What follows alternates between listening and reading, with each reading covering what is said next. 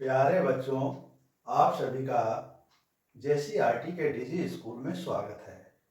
आइए आज हम लोग क्लास 7 के चैप्टर 6 सामाजिक विज्ञान में हिस्ट्री में शहर व्यापार और शिल्प, यह हमारा पाठ का नाम है। शहर व्यापार और शिल्प, इसके बारे में चर्चा करेंगे। हम लोगों ने पहले के क्लास में या पहले के कक्षाओं में भी शहर के बारे में जानकारी प्राप्त कर चुके हैं। प्राचीन काल में जो हमें 6 क्लास में पढ़ना था, उस समय के भी विभिन्न क्लासेज में, कक्षाओं में कई प्रकार के शहरों के बारे में पढ़े हैं और उसी प्रक्रिया को हम लोग अब आगे लेकर चलेंगे। मध्यकाल के बारे में जानकारी प्राप्त करेंगे। हम लोग इस पाठ में मध्यकाल के प्रशासनिक शहर, मंदिर एवं तीर्थ स्थल के रूप में विकसित नगर, पतन एवं व्यापारिक नगर, शिल्प कला के प्रमुख केंद्र के रूप में विकसित नगर तथा मध्यकालीन कुछ प्रमुख नगरों जैसे हम्पी, मुसलिपत्तनम, सूरत और झारखंड का प्रसिद्ध मंदिर नगर देवघर आदि की चर्चा करेंगे। साथ ही साथ हम लोग कुछ मूर्ति निर्माण की कलाओं के बारे में तथा रेशम रूट, सिल्क रूट के बारे में, रेशम मार्ग के बारे में भी जानकारी इस चैप्टर में प्राप्त करेंगे। तो आइए सबसे पहले देखते हैं कि मध्यकालीन शहरों की क्या विशेषताएं थी। शहरी केंद्रों की विविधताएं अर्थात शहरी केंद्र में एक प्रकार के कार्य नहीं होते थे। किसी एक उद्देश्य से इन शहरी केंद्रों यानी नगरों की स्थापना नहीं हुई थी, इनका विकास नहीं हुआ था। अलग अलग नगरों का विकास अलग अलग उद्देश्यों से हुआ था, कारणों से हुआ था।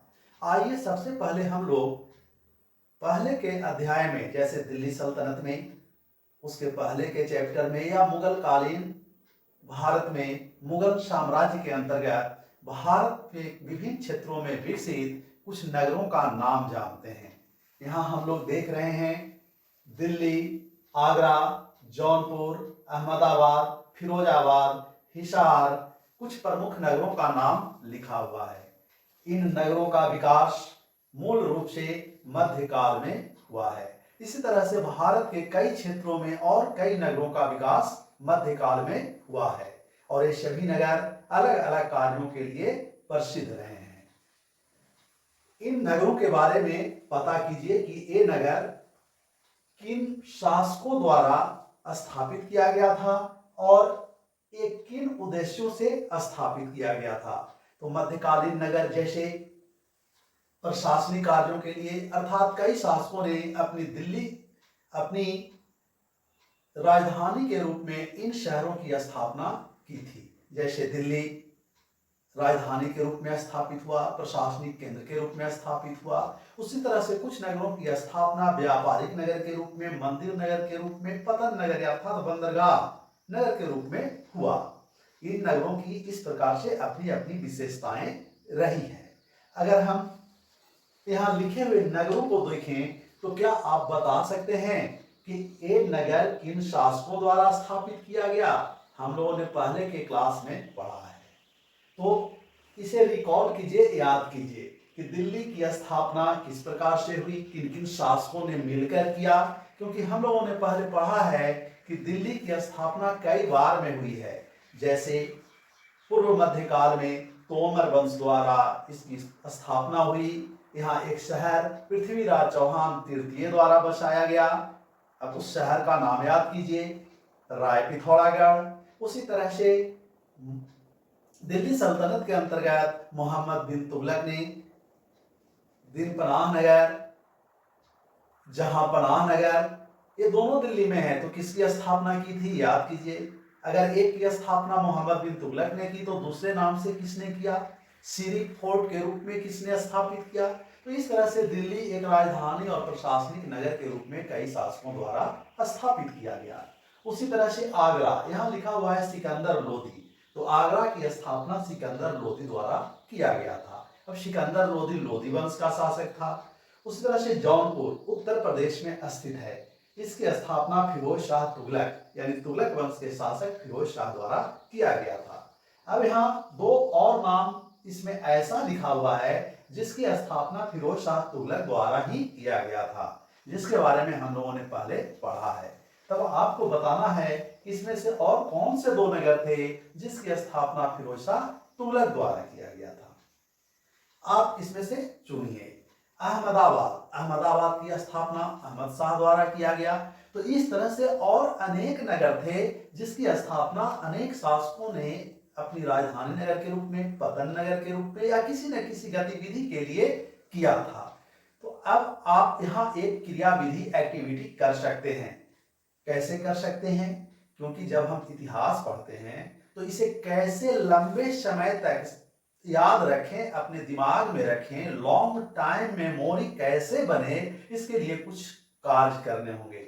आपको भारत के रेखा चित्र पर, अर्थात जिसमें कुछ लिखा हुआ नहीं हो, केवल राज्यों की सीमाएं दर्शाई गई हो, वो रेखा चित्र पर इन नगरों को लिखना है, जानना है कि कहाँ स्थित है, उसकी पहचान करनी है।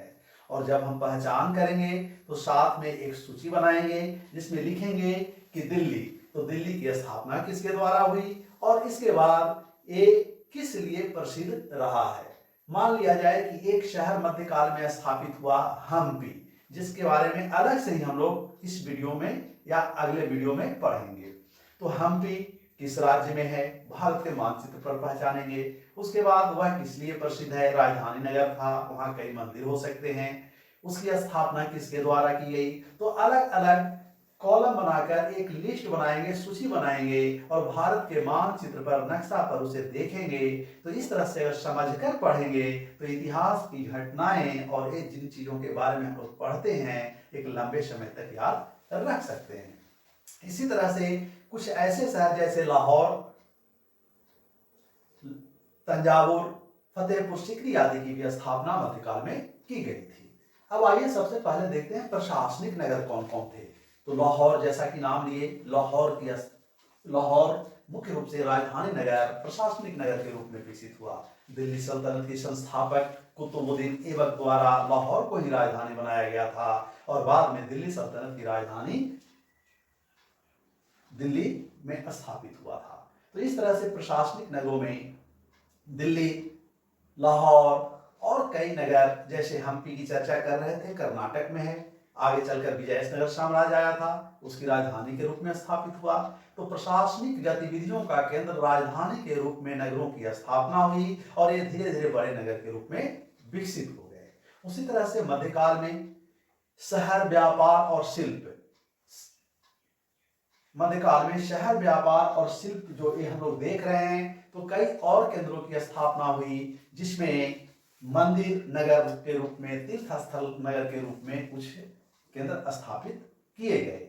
आपके सामने भारत का एक मानचित्र है और इस मानचित्र में आप भारत के कुछ प्रमुख नगरों को देख रहे हैं। ये सभी मध्यकालीन नगर है। इन नगरों में 3 प्रमुख नगर आप देख रहे हैं जो हाईलाइट किया हुआ है। सूरत पश्चिमी भाग में, पूर्वी तट पर यानी पूर्वी भाग में आंध्र प्रदेश में मछलीपट्टनम, और एक नगर दक्षिण भारत में आप हम्पी को देख रहे हैं। इसके साथ साथ कई और नगर हैं जो आपको इस मानचित्र में दिखाई दे रहा है। तो प्रशासनिक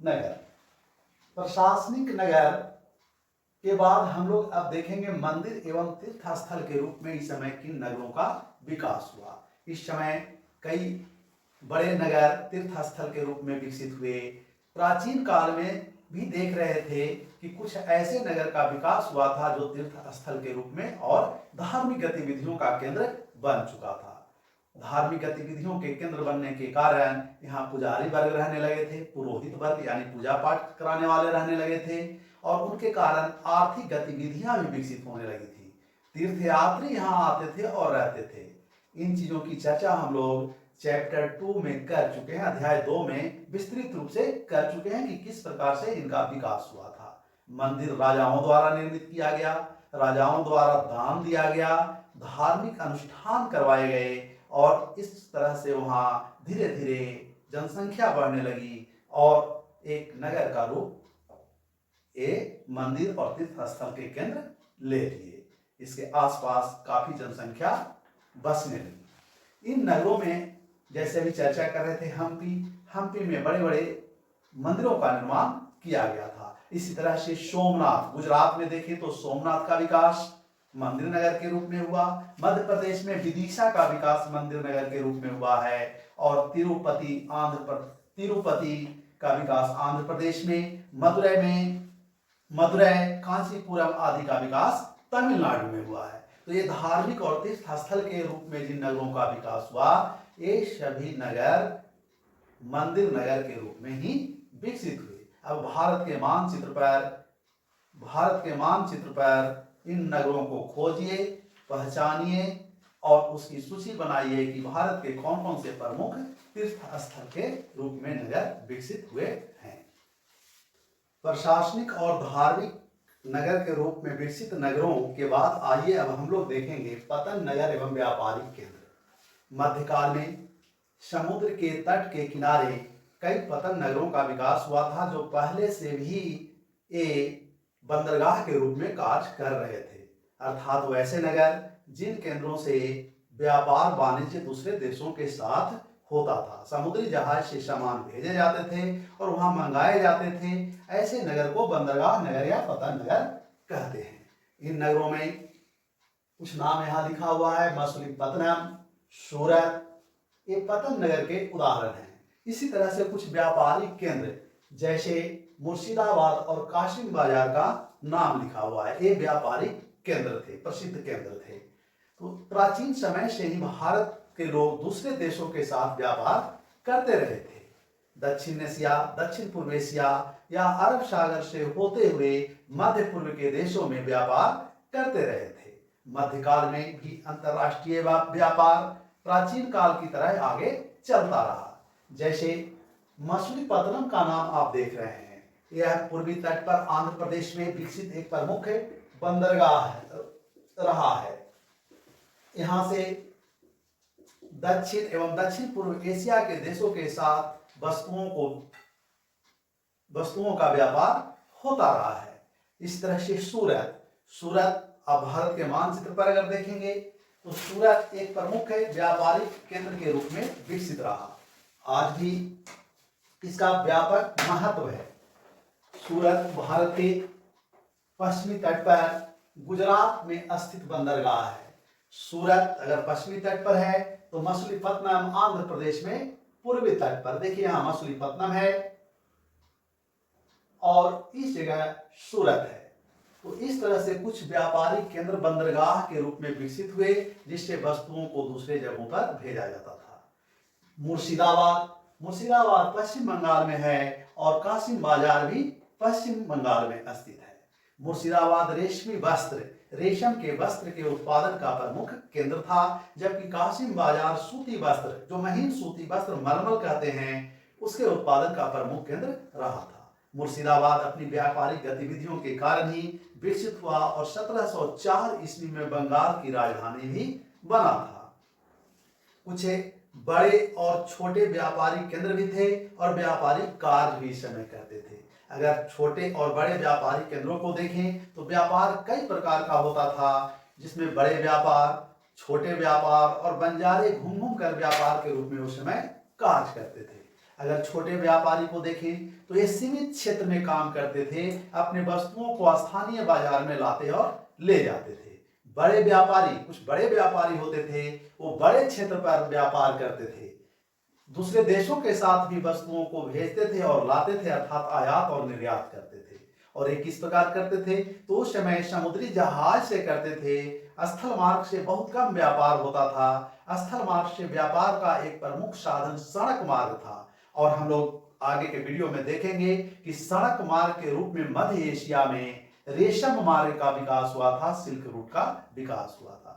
तो ये व्यापारी मुख्य रूप से जहाजों से व्यापार करते थे, समुद्री जहाज से, और इसके कारण ही बड़े बड़े बंदरगाह नगर, पतन नगर का विकास हुआ था, जिसमें हम लोगों ने सूरत और मछलीपत्तनम की चर्चा किए हैं और इसकी विस्तृत चर्चा आगे के वीडियो में भी करेंगे। बड़े व्यापारी बड़े क्षेत्रों में व्यापार चूंकि करते थे, जहाज से करते थे, समुद्री व्यापार एक दूसरे देशों के साथ करते थे, तो अपने हितों की रक्षा के लिए, व्यापार की रक्षा के लिए ये संघ बनाते थे, और संघ का अर्थ ये सामूहिक रूप से व्यापार करते थे। दक्षिण भारत में मणिग्रामम, मणिग्रामम और मणिग्रामम इस संघ का नाम है। तो दक्षिण भारत में मणिग्रामम और नानादेशी नामक प्रमुख संघ बना हुआ था और जिसके माध्यम से व्यापार करते थे। इसी तरह से मारवाड़ी, ओसवाल, चेटियार तथा गुजराती व्यापारियों का भी संघ बना हुआ था और इन संघों के द्वारा सामूहिक रूप से वे व्यापार देश के अंदर भी करते थे और देश के बाहर भी करते थे। जैसे अफ्रीका से सोना, हाथी दांत तथा दक्षिण पूर्व एशिया, चीन आदि से मसाला, टीन, मिट्टी के बर्तन, चांदी आदि का व्यापार करते थे। तो इस तरह से बच्चों हम लोगों ने इस वीडियो के माध्यम से मध्यकाल में विकसित होने वाले नगरों की विशेषताओं में प्रशासनिक नगर तथा बंदरगाह या पतन नगर, व्यापारिक केंद्र के रूप में विकसित नगर और मंदिर तथा तीर्थ स्थल के रूप में विकसित नगरों की चर्चा की है। वीडियो के अगले भाग में हम लोग नगरों में शिल्प तथा कुछ महत्वपूर्ण उस समय के विकसित नगर जैसे हम्पी, सूरत, मछलीपट्टनम, देवघर आदि की चर्चा करेंगे। बहुत बहुत धन्यवाद। Thank you.